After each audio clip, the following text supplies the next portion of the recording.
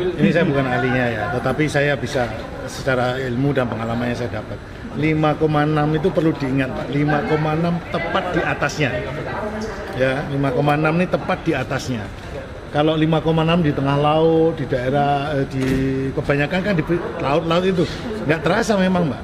Tapi langsung di atasnya, dan di atasnya adalah kota Cianjur. Bayangkan tuh dahsyatnya terjadinya gempa itu. Inilah yang membuat kenapa banyak sekali gedung yang atau bangunan yang runtuh. Itu permasalahan itu, dan jaraknya pendek nih Mbak, hanya 20 km. 20 km tuh pendek untuk gempa. Itu yang menjadikan permasalahan. Dangkal juga?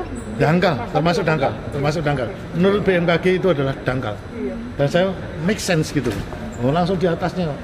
Ya selama kita dengar ada gempa kan di laut, gitu ya, pesisir apa kayak gitu. Ini langsung di atasnya.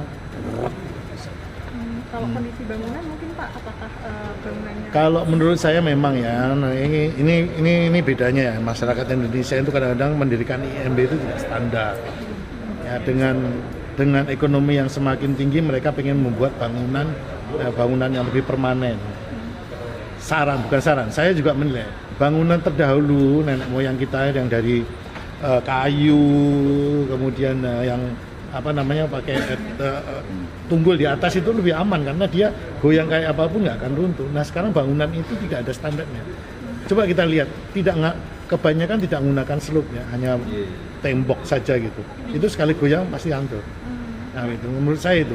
Jadi dengan adanya kesejahteraan ini tidak diikuti oleh pengetahuan bagaimana membangun di daerah-daerah khususnya rawan gempa. Dan Indonesia ini adalah rawan gempa. Kita kan sudah tahu, kita hidup di ring of fires kan.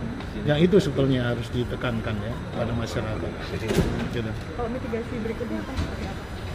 Untuk pencegahan atau mitigasi berikutnya ya kita memberikan pengetahuan dasar lah kepada masyarakat tentunya. Dan kita juga bekerja sama dengan BMKG. Kalau kami sebagai petugas kami Basarnas ya kita mempersiapkan dan mewaspadai daerah-daerah rawan gempa, baik itu gempa dan tsunami. Kita sudah memitigasi itu Mbak.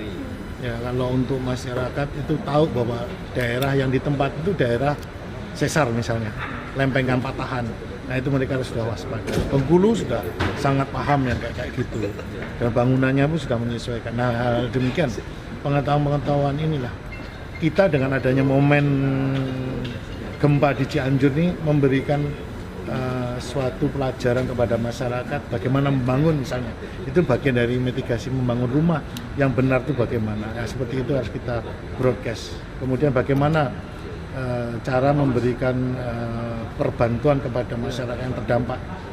Ya, kemudian kita juga bermitigasi, salah satunya bagaimana Basarnas lebih cepat memberikan bantuan penanganan, ya kan, karena kita harus